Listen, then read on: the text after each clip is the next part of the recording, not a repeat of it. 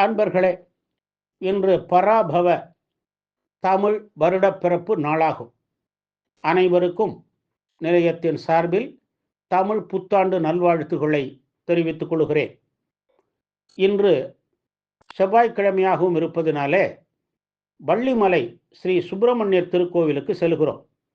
இந்த திருக்கோவில் வேலூரிலிருந்து 26 கிலோமீட்டர் தொலைவில் உள்ள வள்ளிமலையில் அமைந்துள்ளது.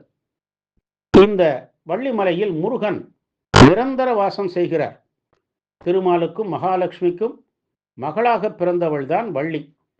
இந்த குழந்தை வள்ளிக்கிழங்கு கொடிகள் நிறைந்த இடத்தில் கிடைத்தது. வேடுவர் தலைவர் நம்பிராஜன் இந்த குழந்தைக்கு வள்ளி என பெயரிட்டு வளர்த்தார். வள்ளி வளர்ந்த மலைப்பகுதி ஆகையால் வள்ளிமலை என பெயர் பெற்றது. முருகனையே தான் கணவனாக அடைய வேண்டும் என எண்ணி திருமாலை வழிபட்டு வந்தாள் வள்ளி. தினைப்புனம் காக்கும் போது முருகனை கண்டாள். வள்ளி தன் மணவாளன் இவனே என கூறினாள். நம்பிராஜனும் மனம் மகிழ்ந்து திருத்தணியில் முருகனுக்கு வள்ளியை முறைப்படி திருமணம் செய்து கொடுத்தார். பின் நம்பிராஜன் விருப்பத்திற்கு இணங்க இந்த வள்ளிமலையில் முருகப்பெருமான் கோவில் கொண்டார். 9ஆம் நூற்றாண்டில் கட்டப்பெற்ற குடவரை கோயில் இது. அடிவாரத்தில் வலப்புறம் சரவண பொய்கை உள்ளது. குளத்தின் நடுவே நீராழி மண்டபம் உள்ளது. வழியில் 6 வேல்கள் கொண்ட மண்டபம், மயில் மண்டபம் ஆகியவை உள்ளன. மண்டபங்களை கடந்தால் இடப்புறம் பாத விநாயகர் மற்றும் அருணகிரிநாதர் சன்னதிகள் உள்ளன. படிப்பாதையில் இளைப்பாறும் மண்டபங்கள் உள்ளன. நடுவழியில் 8 தூண் மண்டபம் பழமையானதாக உள்ளது. 40 ஆண்டுகளுக்கு முன் படிப்பாதை அமைக்கும் போது 8 தூண் மண்டபத்தை சீரமைக்க படிக்கட்டுகளை பெயர்த்தனர். அப்போது மட்டிப்பால் சாம்பிராணி புகை உள்ளிருந்து வந்தது. உடனே பணியாளர்கள் மயங்கி விழுந்தனர். திருப்பணி செயலாளர் அங்கு வந்து பார்த்தபோது முனிவர் உருவம் தெரிந்தமையினால் படிக்கட்டுகளை அப்படியே மூடிவிட்டனர். அன்றிரவு அவரது கனவில் அந்த இடம் நாங்கள் தவம் செய்யும் இடம் என சித்தர் ஒருவர் கூறிட அந்த மண்டபத்தை அப்படியே விட்டுவிட்டனர்.